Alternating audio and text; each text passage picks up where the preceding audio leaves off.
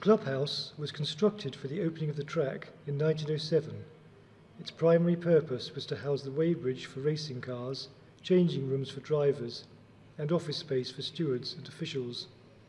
Upstairs there was a drivers' and club members' dining room and a grandstand for the press with clear views across to the Byfleet side of the track.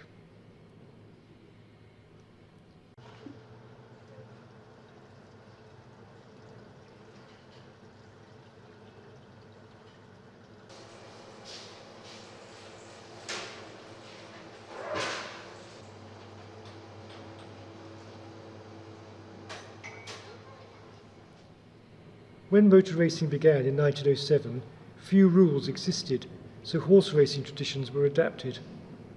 This is why cars were weighed before each race and scrutineered in the paddock, and why drivers wore coloured racing smocks similar to silks worn by jockeys. Cars were weighed on the weighbridge by the clerk of the scales, which helped to establish the car's handicap, race number and position on the starting grid.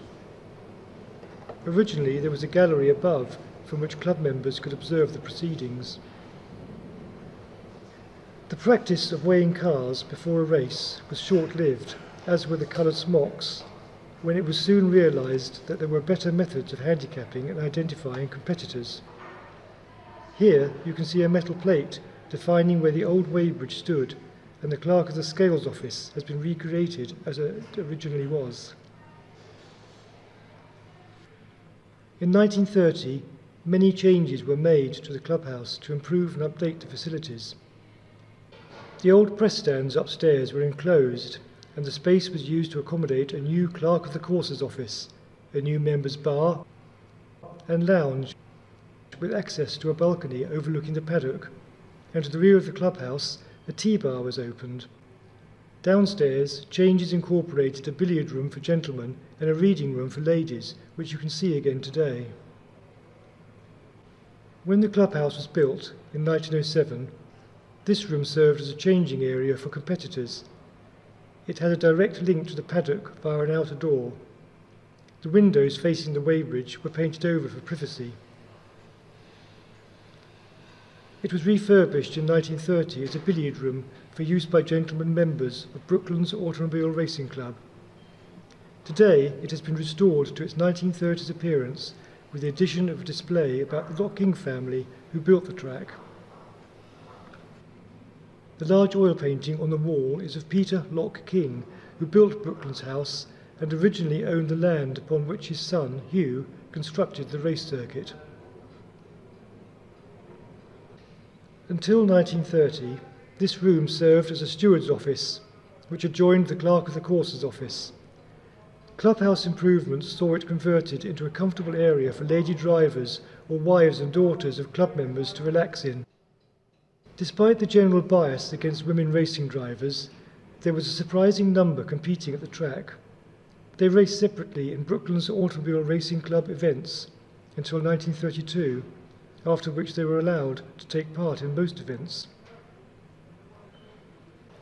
This room is dedicated to some of the better-known lady drivers, and a selection of associated photos and memorabilia is displayed on a cabinet and on the walls.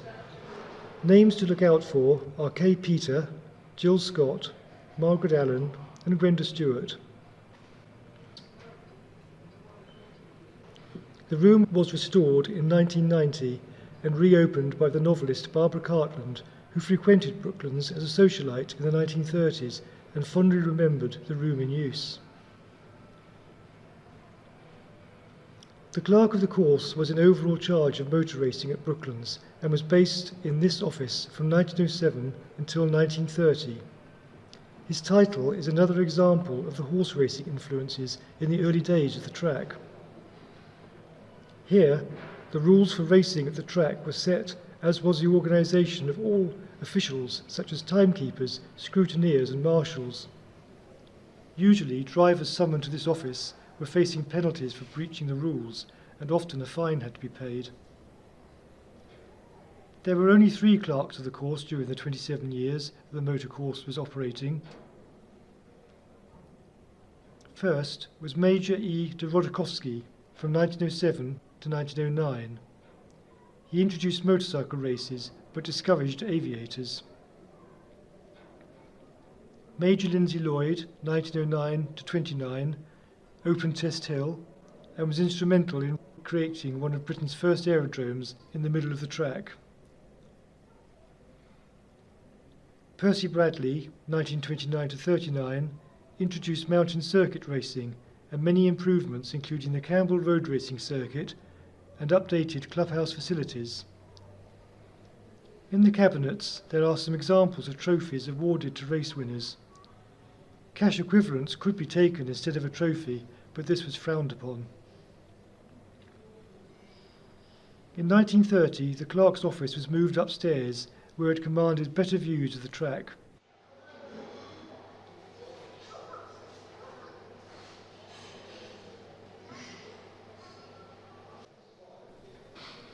On your way, you will see cabinets displaying the memorabilia associated with the social attraction of the Brooklands Automobile Racing Club, including the stylish members' badges. The adjoining cabinet displays examples of ways in which Brooklands was celebrated in popular games and pastimes. With the onset of World War II in 1939, the use of the clubhouse in connection with motor racing ended, but it was reoccupied in November 1945 by Vickers Armstrong's Aeronautical Research and Development Department, headed up by Barnes Wallis. The first floor of the building was converted to drawing offices, connected to the stratosphere chamber that was built next door in 1947. The 1930s Clerk of the Courses office became Barnes Wallis's office. The ground floor housed machine shops, most of them in the area now occupied by the Sunbeam Cafe. Research work continued here until Barnes Wallis retired in 1971 and the department was dissolved.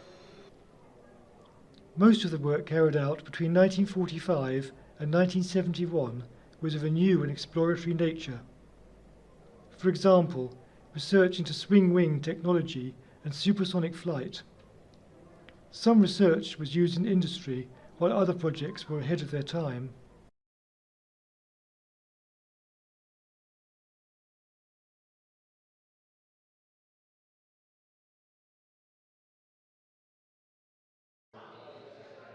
Proceed through towards the rear of the clubhouse and through the cafe.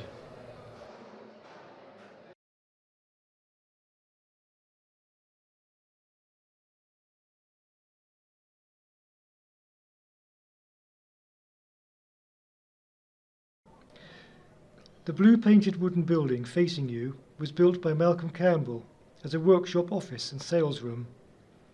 The right-hand section was built in 1927 and was extended to the left in 1931. This is where many of Malcolm Campbell's cars were prepared for racing and record breaking. On the shed you will see makes of cars that Campbell raced and had dealerships in, such as Itala and Bugatti.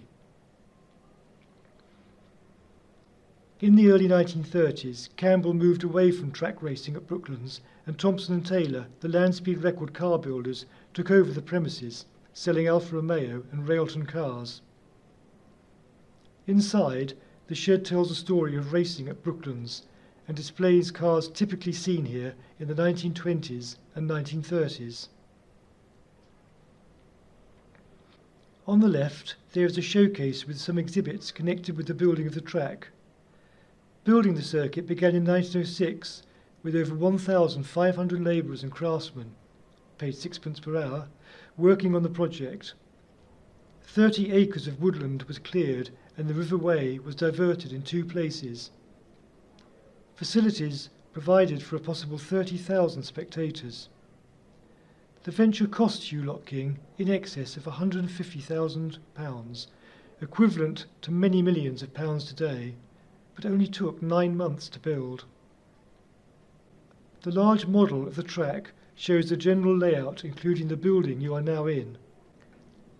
Note the 2 bankings at each end of the 100-foot wide, 2 3/4 miles, that's 4.4 kilometres, track with an additional finishing straight, 991 yards, that's 0.9 kilometres, long, bisecting the circuit.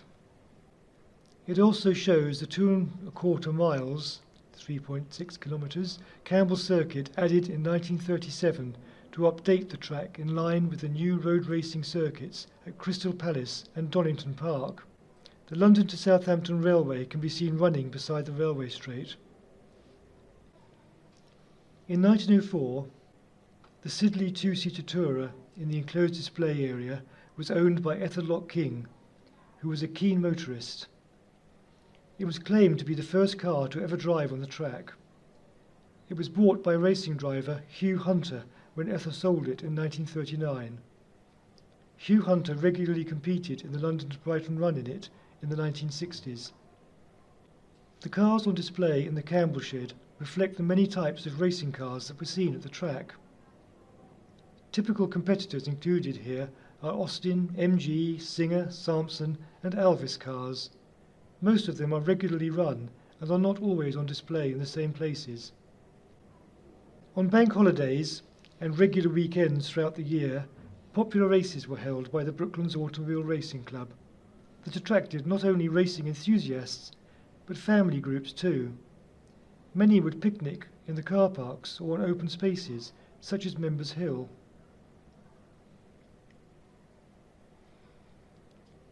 Many events were organised by the different racing clubs, both local and national. The display cases in this shed show memorabilia from some of those clubs. The driver's study occupies a room that was originally Malcolm Campbell's office.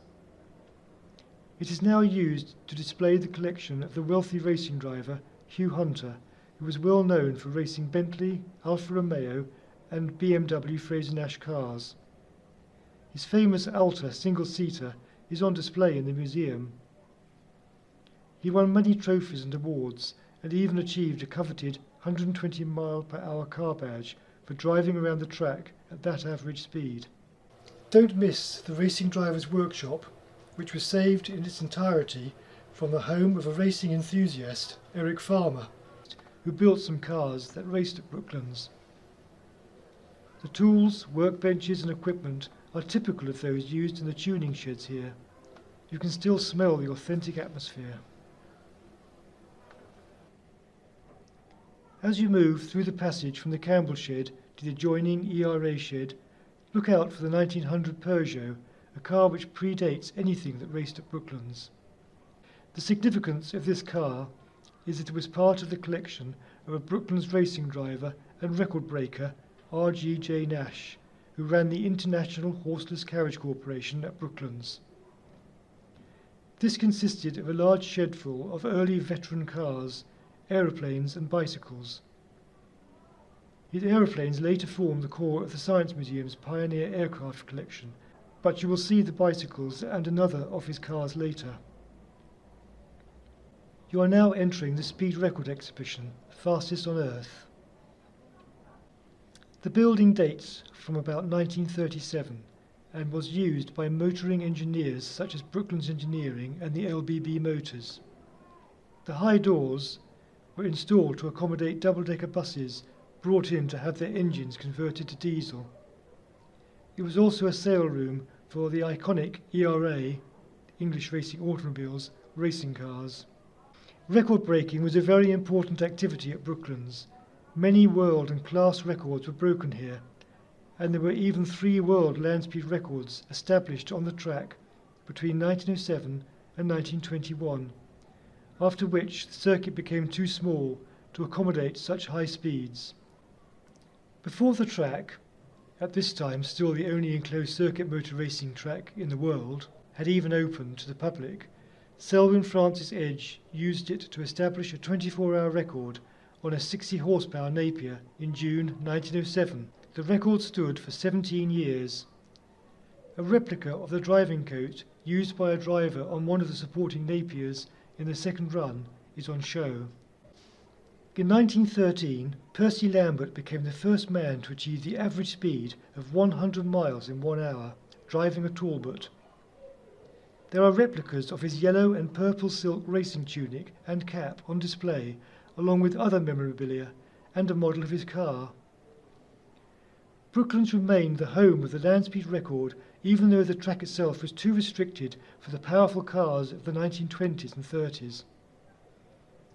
Parry Thomas lived at the track when he built Babs and took land speed records with the aero-engine car on Pendine Sands. He founded the firm, which became Thompson & Taylor, builders of other land speed cars, such as Malcolm Campbell's Bluebirds and John Cobb's Railton Special. Models of these cars are on display in the exhibition. Records were also established for the main racing circuits at Brooklands. These were the Outer Circuit, the Mountain Circuit, and, from 1937, the Campbell Circuit. The Napier-railton. This single-seat racing car was commissioned by John Cobb and constructed at Brooklands in 1933 by Thompson & Taylor. It was built with racing on the Brooklands track in mind, but also to break international racing records.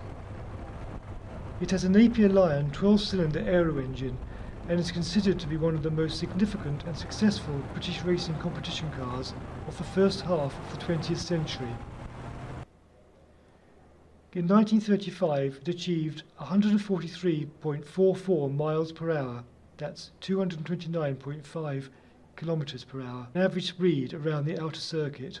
This was a record that was never beaten. It still runs today at places such as Goodwood, Brands Hatch, Farnborough Airshow and Dunsfold.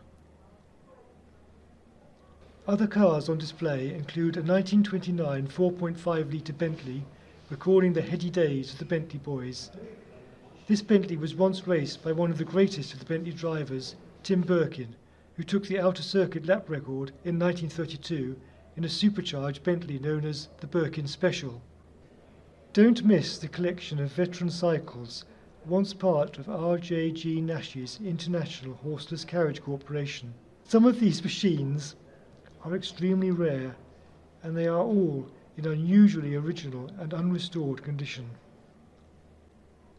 Motorcycle racing began officially at the Brooklands Circuit in 1908 with a 2-lap scratch race on the Outer Circuit. Hundreds of motorcycle races and record-breaking attempts then followed during the lifetime of the track. The golden age of motorcycle racing was after World War I.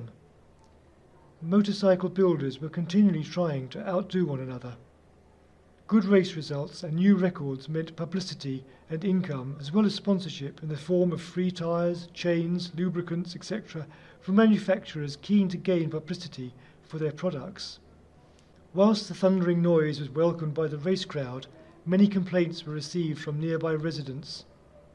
This resulted in the Brooklands silencer being fitted to all motorcycles and cars for the remainder of the time the track was in operation.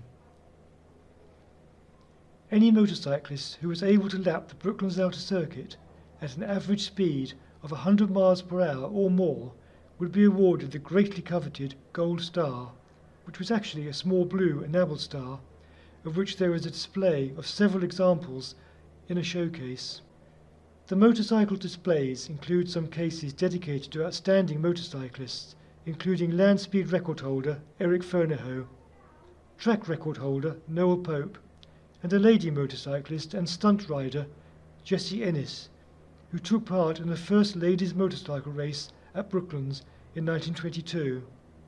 Examples of the great marks of motorcycles seen on the track include Brough Superior, Douglas, Excelsior, Francis Barnett, Norton and Triumph.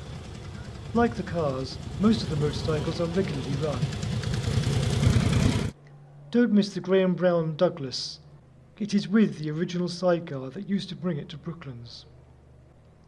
Don't miss also the Norton LPD-1. The bike is original, but the sidecar is a replica. It still runs today. In 1926, this bike achieved 14 motorcycle world records at Brooklands and was raced by Pat Driscoll, whose motorcycle Gold Star is in the case. As you walk up the ramp, you will see examples of the many types of bicycles that raced at Brooklands between 1907 and 1939. As soon as Brooklands was completed, its potential for cyclists was recognised. At this time, even cycle racing was not approved of on the open roads, and so the track proved to be a safe haven for cyclists as it had for the motor car. On the 7th of September 1907, just a few weeks after the first motor car race, the first legal mass start cycle race in the UK was held at Brooklands, over 100 miles, with 50 riders taking part. This race looked ahead to the mass start cycle races that were frequently held at the track during the 1930s. Between 1907 and 1939, over 8,000 individual competitors took part in cycle races at Brooklands. Among them, 18 represented this country at the Olympics between 1908 and 1964.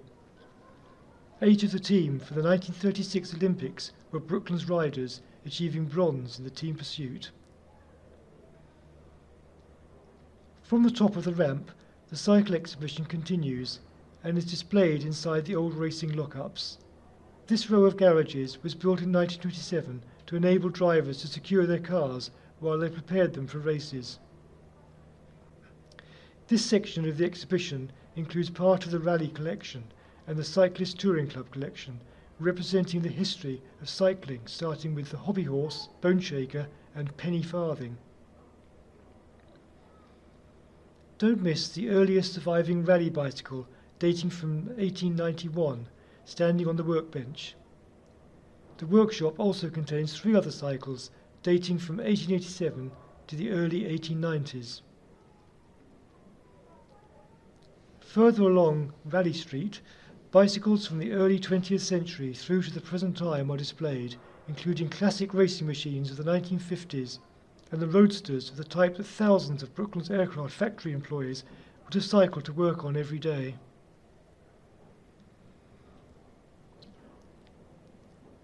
Inspired by new technologies emerging from Formula One and aerospace, Bruce Bursford designed the ultimate bike. This is the world's first high-modulus, carbon fibre reinforced epoxy resin bicycle.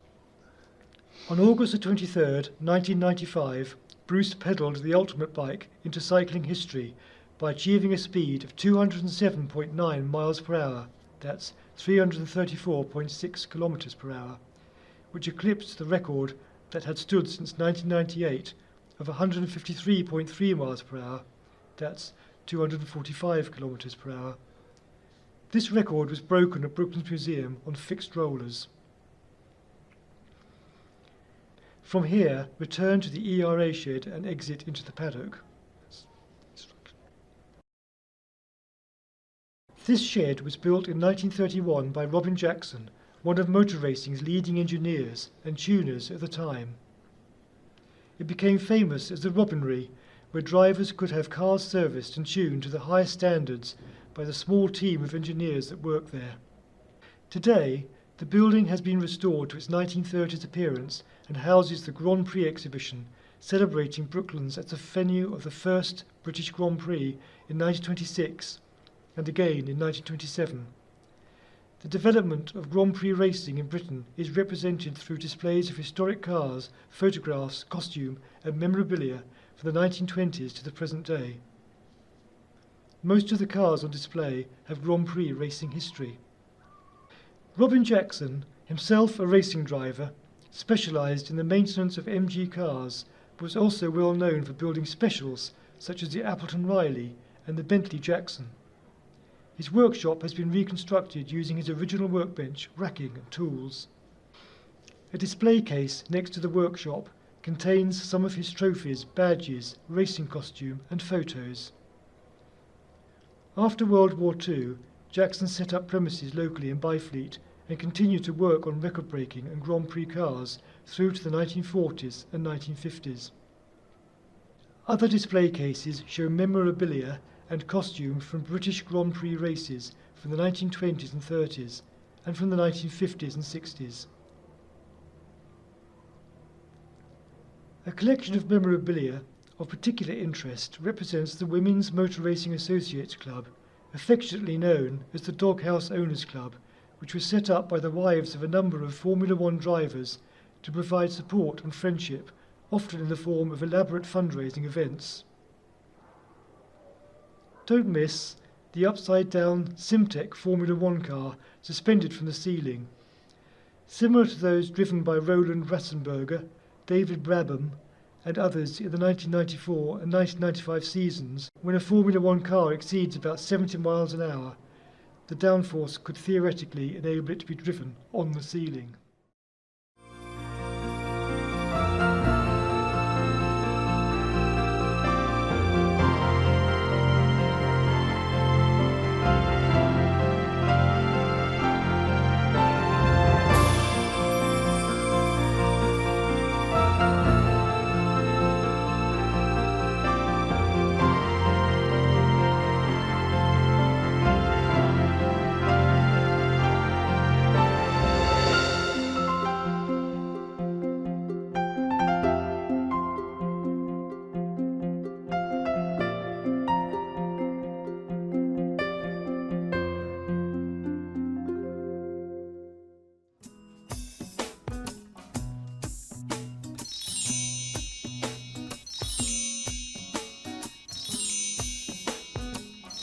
And now, there's nothing that can knock me down.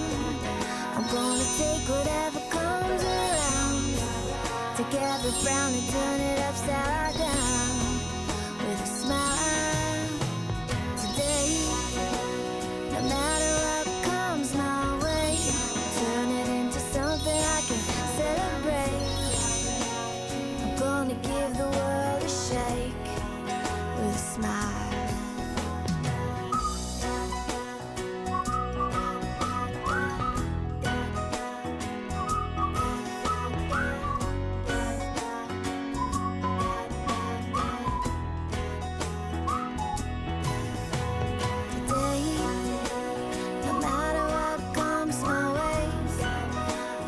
Take the time to celebrate.